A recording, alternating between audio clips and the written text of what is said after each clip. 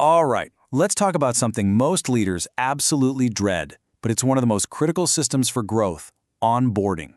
Today, we're going to show you how to stop being a firefighter and start building a team that just executes flawlessly, right from day one. So let's just start with a really direct question for every high performer out there. Does this quote hit a little too close to home? You might be bringing in massive revenue, huge GCI, but if you're the one personally putting out every little fire, answering the same questions over and over, then your success hasn't freed you. It's trapped you. It's become a golden cage.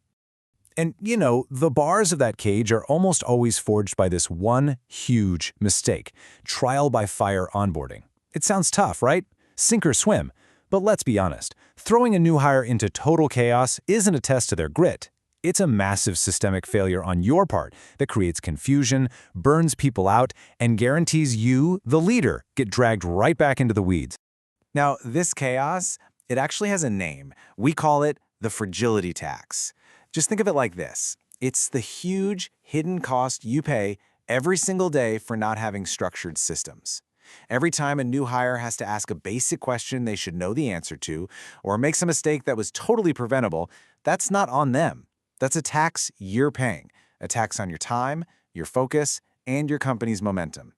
And what happens when you keep paying that fragility tax over and over again? Well, you become the single point of failure.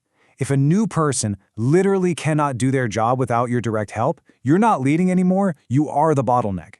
And this kind of dependency, it does more than just slow things down. It actively crushes the financial value of your entire firm.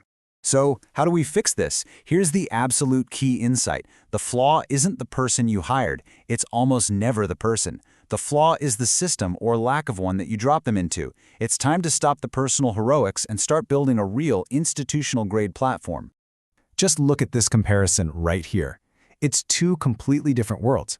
On the left, you've got leader manual labor.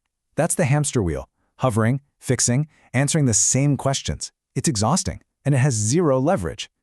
But on the right, that's systemic execution.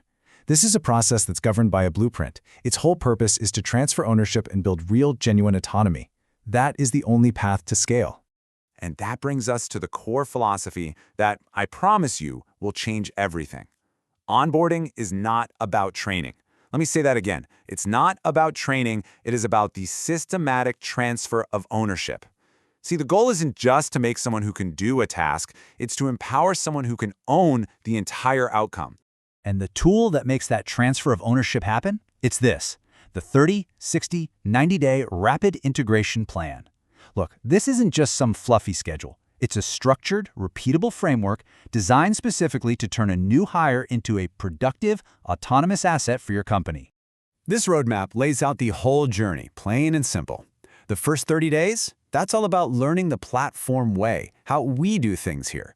The next 30, up to day 60, it's about executing, but with supervision. And then by day 90, the objective is crystal clear: owning outcomes independently. It's a beautiful, logical path from learning to full-blown autonomy. Now, let's be super clear about the business results we're talking about here, because a structured blueprint isn't just a nice-to-have, it's how you guarantee they fit into the org chart. It's how you ensure they can actually uphold your promises to clients. It's how you transform them into a productive asset fast, and ultimately, how you maximize the ROI on your single biggest investment, your talent.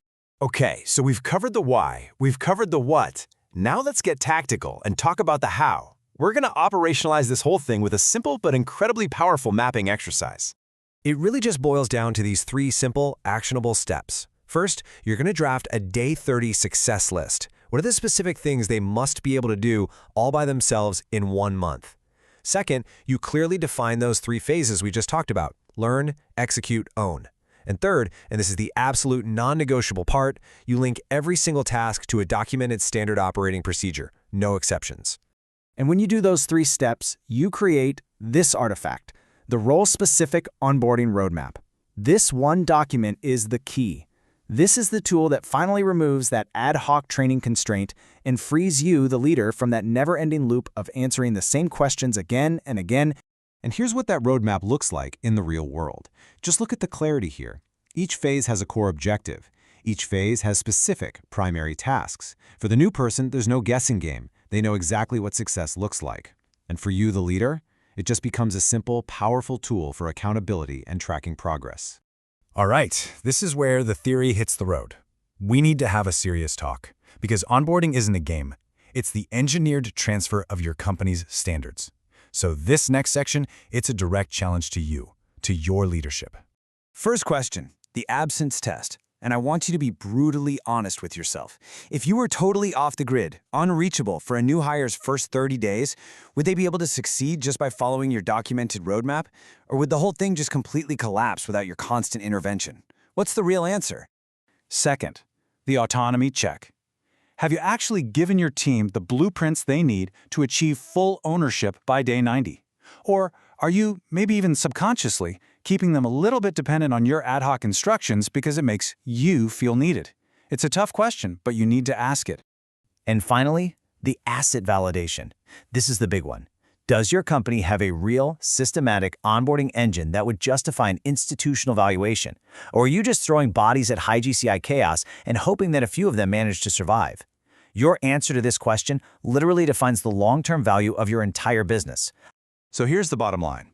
If your new hires fail because you refuse to build a roadmap for them to succeed, that failure, it's on you, not them.